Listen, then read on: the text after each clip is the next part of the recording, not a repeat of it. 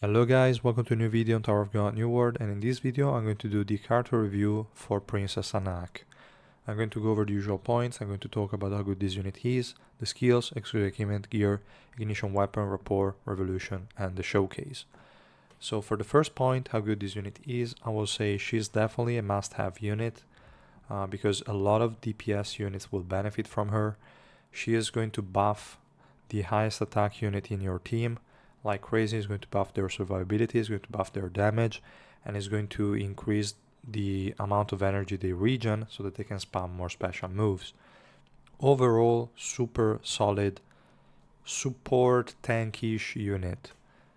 Now the tankiness part is a bit disappointing from my point of view. She tends to die a bit too easily, but that is okay. You can build your team around it and it's going to be fine. So yeah, that's the only point that I wanted to highlight. She's not going to need a lot of dupes. Actually, she's totally fine even a 0 dupes if you can somehow make her survive. But I would say I would kind of recommend at least 3 purple so that she can actually provide a bit more energy with the special move and just in general have that additional survivability. She also has some stuff that scale with defense, so having the additional defense from the 3 purple is a big plus, I would say. So yeah, that's pretty much the idea and the amount of investment. And now we're going to go over the different points. So we can start with the skills and we can have a look at the passive. The passive introduces a mechanic called family. The highest attack unit in your team is going to become family at the start of the battle. And if that unit dies, the family status is moved to the next highest attack unit. This is not specified here, but is kind of like how it works. Then when the family member's HP is 40% or lower, they become invincible for 3 seconds, and Anaak and the family member's status effects and debuffs are all removed. In addition, Anaak heals the family member's HP by 800% of her defense and provokes enemy within range for 3 seconds. The cooldown is 15 seconds, that goes down to 5 seconds with the exclusive equipment. This is going to be a pain in the ass when we are going to fight Anaak in the enemy team, but is also pretty beneficial. Like a 3-second invincibility on a 5-second cooldown is absolutely insane. So yeah, absolutely top tier passive. And yeah, the second part of the passive is going to be the first time Anaak dies, basically, she is reminded of her family and recovers 80% of her HP, and her defense increases by 200% until the end of the battle. Pretty cool as well. So she has a self-revive in the passive. If we move over to the first active skill, she's going to create a barrier equal to a percentage of your defense for herself and the family member for 10 seconds, and she's also going to increase attack speed by 40 and attack by 50% at level 1 or 100% at level 5 for 10 seconds. While the barrier is up, both Anaak and the family member will recover 60 energy every second. This is more important for like ranged DPS units because they will have higher chances of keeping the barrier up for a longer time. Close range units, if they don't have invincibility, like for example an Evankel, might not benefit as much. Like they could lose it in like a couple of seconds, so maybe they get 60, 120 energy and that's it. Still better than nothing, but nothing too insane most of the times. Still a really, really good active skill. Then we have Jade Necklace, and this is going to increase the defense of the family member by 80% at level 1 or 160% at level 5 and take 50% of damage in their place for 10 seconds. I don't really like this damage redirection because she's kind of squishy. So I'd rather have her not do that, to be honest. But it's okay, I guess. For sure, if the deficit is not too high, she won't have as many issues surviving. So this is a good thing to make your DPS unit survive for those 2 seconds where the passive is down. For sure, but I don't know if I really like that portion of this active skill. But if the family member is alive after 10 seconds, Anaak defense increases by 100% until the end of the battle, max 3 stacks. And from my experience, it's a lot more, like it's more likely that the family member is alive than Anaak herself. So whatever, kind of weird. But we have Revolution 5 that really boosts this skill and brings it to the next level. While Jade Necklace is active, the family member recovers an additional 200 energy every second for 10 seconds. This is 2 special moves over the span of 10 seconds. Absolutely insane, but we're also going to see during the showcase that some units have max energy, but they're still not casting the special moves. So there are times where this is kind of overkill, but definitely good addition. If you have a Rainbow 5, definitely go for it. If your Anaak is not Rainbow 5, don't even bother taking her there just for this. I would say this is just, again, a quality of life improvement, but not really too impactful. Then we have the special move. She's going to create a field of memories in the direction of the family member. This is more or less like Warrior Path, and all allies on top of it are going to get 50% physical and magic resistance. This path is going to last for 10 seconds, and only the family member, when is inside the field, is going to get 200 energy every second, so potentially 2000 energy.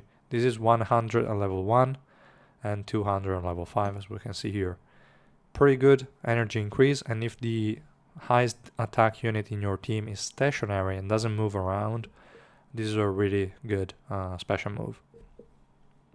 We also have the Revolution 4 adding an HP recovery effect. Nothing too important from my point of view, but it's definitely a nice addition. So yeah, that's pretty much it for the kit. Now we can have a look at the exclusive equipment. The first 2 levels, I already said before what they're going to do. They're decreasing the cooldown of the invincibility from 15 seconds to 10 seconds. Absolutely amazing.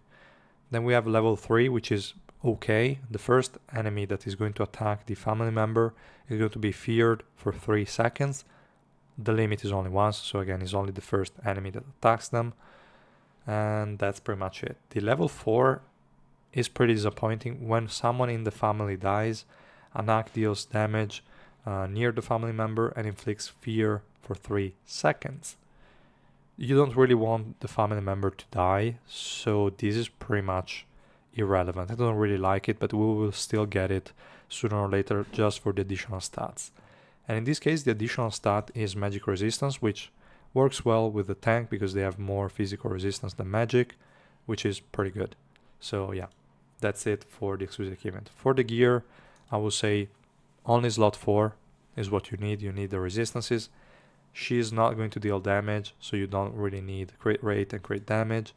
She's not hitting enemies, so you don't even need accuracy. She's just buffing her allies. So accuracy is not important. I mean, you can still get it if you want, but not necessary from my point of view. Evasion, if you're running evasion build, is obviously also a good thing to get. Crit rate and crit damage, as I said, she's not dealing damage, so it doesn't matter. And that's pretty much it for the gear. For the ignition weapon, you kind of have 2 choices. Let me move here. You can run Sela, which is going to be fine most of the times. There are some scenarios if the enemies don't have buff removals and your DPS is close range, you might go. Actually, I kind of forgot an F here. Whatever. Let me change it. You might go with a Myeongol as well, but I wouldn't farm it just for her. I will say the unit that benefits the most from Myeongol is going to be Karaka, and she's probably the second best. Maybe Awakened Rack. I don't know. The other ones don't really proc the provoke that frequently, and she wouldn't either. Depends on which unit you're using as a DPS unit. If the unit is a close range DPS that takes damage constantly, then perfectly fine. This would work really, really well. Otherwise, kind of meh. It's better to just stick with Sela, and most of the times Sela will work just fine. So that's also what I'm running. And that's basically it for ignition weapons as well. For the Rapport, as I mentioned, you don't really care about hitting enemies, so you can definitely stop at level 4. But if you really want, sooner or later, you can also get the level 6.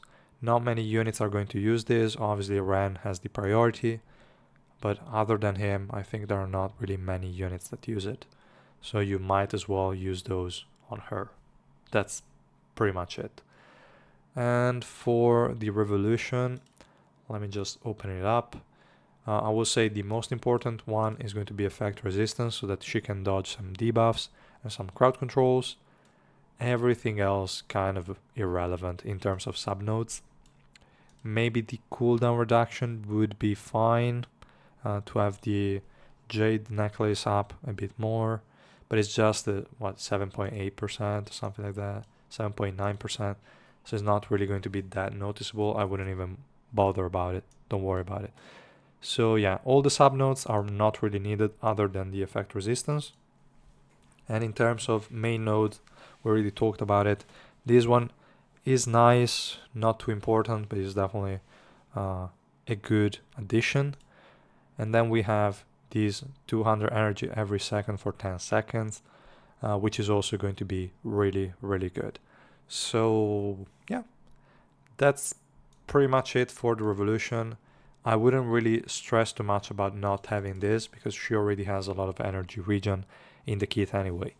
So you're not going to miss this one that much. And if you're facing enemies with the buff removal, you can lose this one immediately. So it's not that important.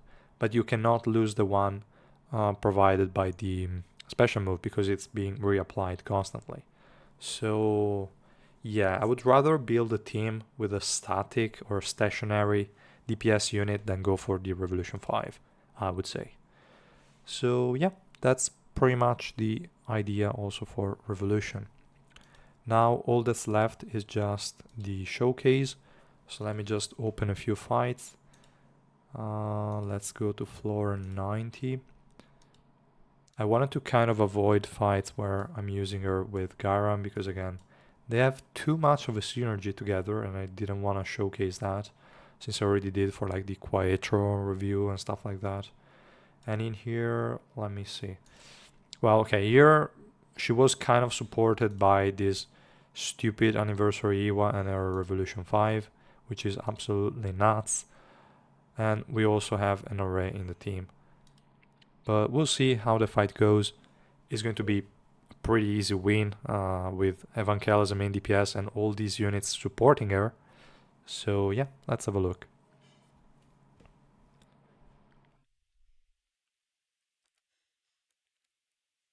You can see already the invincibility from her passive. This is not Anniversary Iwa because Anniversary Iwa triggers at 5% HP. And again, procced another time. You can see again the invincibility. She keeps on having energy, but mine is just stupid. She decides to auto attack every now and then. And then here, she keeps on dealing a shit ton of damage. She's also surviving quite well. So yeah, nothing much here. We're just waiting for Evankel to keep on casting the special move and killing the remaining enemies. Anaak's survivability has been boosted really a lot by the other three supports we have here.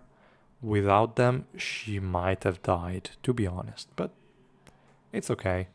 Like we can see here already, the value provided is absolutely insane. Evankel was always full energy, and with her in the team, you don't even need to run Evankel with Idea, which is pretty awesome. Then we can have a look on another fight. Let's see this one. In this one, I didn't use Anniversary Iwa. I used Leroro instead. No real reason. It's just going to reduce the enemy swiftness and defense. Nothing major, whatever. Just because I didn't want to use Anniversary Iwa here. So let's have a look.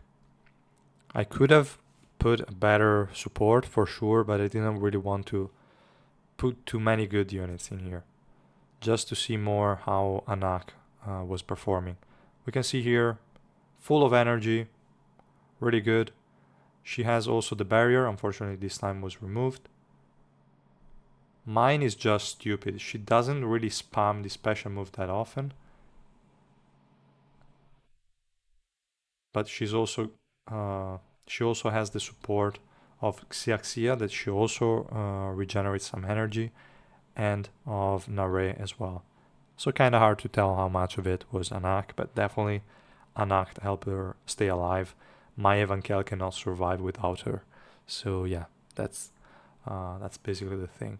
Let me see, I should have an additional clear in here with yet another different team. So in this one we don't have Nare, we have a Warion that's just whatever, and we have a Blanc that's going to be a bit helpful, I would say. But yeah, let's have a look at this fight as well, and that would be it, I would say. We already saw Anaak also in the previous reviews of other units, so no big surprises here.